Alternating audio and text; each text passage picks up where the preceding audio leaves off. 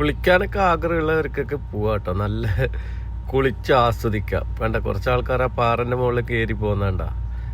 ഇത് ഒരു കൺജസ്റ്റഡ് ആയ ഒരു വഴിയാണ്. നമുക്ക് തന്നെ കയറാൻ പറ്റില്ല. എനിക്കിതാ കൈ പിടിച്ച് കയറണ്ട. അത് എൻ്റെ കൈയാട്ടോ. അത് ഇത് അബ്ജിദ് ഖാൻ, ഇത് നൗഫൽ.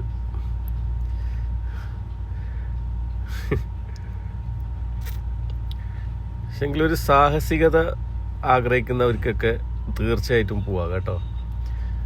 ഇത് പോകുന്ന വൈക്കൻ്റെ ഒരു കുറച്ച് വെള്ളക്കെട്ട് കണ്ടപ്പോൾ അതിൽ ചാടിയതാ. ശരിക്കും കുളിക്കാനുള്ളത് കുറച്ചപ്പുറത്ത് കഴിഞ്ഞ വീഡിയോയിൽ ഞാൻ കാണിച്ചതാണ് കുളിക്കാനുള്ള സ്പോട്ട്.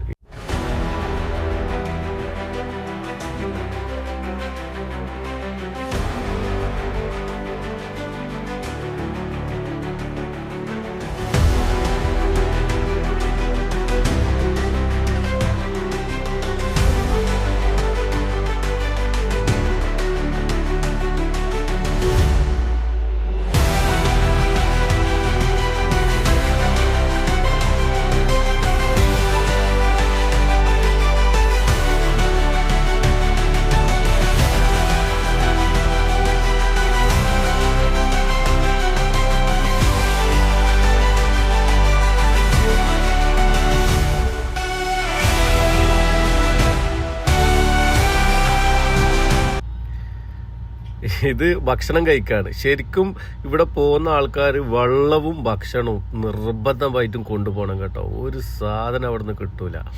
ഈ ഭക്ഷണം കഴിക്കാനുള്ള സമയമൊന്നും ആയിട്ടില്ല. പക്ഷെങ്കിൽ ഇതൊക്കെ പൊന്തിച്ചിട്ട് കൊണ്ടുപോകാൻ പറ്റാത്തത് കൊണ്ട് ഞങ്ങൾ ആ സമയത്ത് ഭക്ഷണം കഴിച്ച് വെയിറ്റ് കുറക്കുകയാണ്. വെയിറ്റ് കുറച്ച് കഴിഞ്ഞാൽ പിന്നെ ബാക്കി നമ്മളെ ഡ്രസ്സും കാര്യങ്ങളൊക്കെ ആയിട്ട് നടന്നാൽ മതിയല്ലോ. പിന്നെ കുറച്ച് കഴിഞ്ഞപ്പോൾ വിശക്കുകയും ചെയ്തു. അതായത് നമ്മൾ പിന്നെ ഇതൊക്കെ ഒരു പാറൻ്റെ അടിയിൽ നിന്ന് ഇങ്ങനെ കുറച്ച് വെള്ളക്കെട്ടുകളുണ്ട്. അതൊക്കെ അത്യാവശ്യം കുളിക്കാൻ പറ്റുന്ന വെള്ളക്കെട്ടുകൾ തന്നെയാണ്, കുഴപ്പമൊന്നുമില്ല. പക്ഷേ സ്വിമ്മിങ് ഒക്കെ ചെയ്യുന്ന സമയത്ത് അടിയിൽ പാറകളുണ്ടാവും. അതൊക്കെ ശ്രദ്ധിക്കുക. ഇത് ഞങ്ങൾ ഫസ്റ്റ് രണ്ടാൾ ഇറങ്ങി ശ്രദ്ധിച്ചതിന് ശേഷമാണ് നമ്മളൊക്കെ സ്വിമ്മിങ് ചെയ്തത്. കാരണം അപകടം അവിടെ ഇവിടെയൊക്കെ പതുങ്ങി നിൽക്കുന്നുണ്ട്.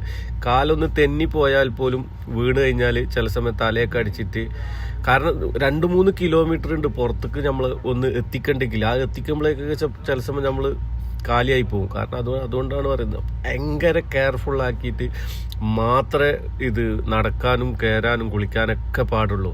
ഒരു വാശിക്ക് അവൻ കയറിയല്ലോ അതുകൊണ്ട് ഞാനും കയറുക എന്നുള്ള രീതിയിലൊന്നും ഒരു കാരണവശാലും ഇവിടെ പോയി കഴിഞ്ഞാൽ നിങ്ങൾ ചെയ്യരുത്. നിങ്ങൾക്ക് പറ്റുമെന്നുണ്ടെങ്കിൽ 100% കംഫർട്ടബിൾ ആണ് എന്നുണ്ടെങ്കിൽ മാത്രം വലിയ വലിയ പാറയിലേക്കും വെള്ളത്തിലേക്കെല്ലാം ഇറങ്ങാൻ വേണ്ടി നിൽക്കുക.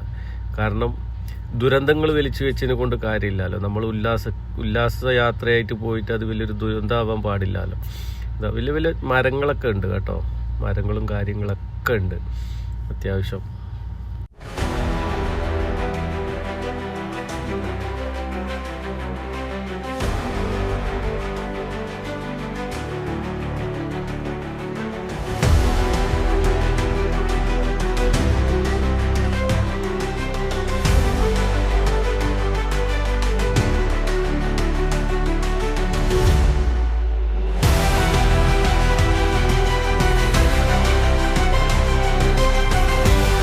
ശരിക്കും നമ്മളവിടെ കണ്ട കാര്യമാണ് നിങ്ങളോട് പറഞ്ഞു തരുന്നുള്ളത്. അതല്ലാതെ ഒരു വ്ളോഗർമാരായിട്ട് ചെയ്യുമ്പോഴുന്ന രീതിയിൽ പറയാത്തത് നമ്മളവിടെ എന്താണോ കണ്ടത് അത് അതുപോലെ നിങ്ങൾക്ക് പറഞ്ഞു തരികയാണ്.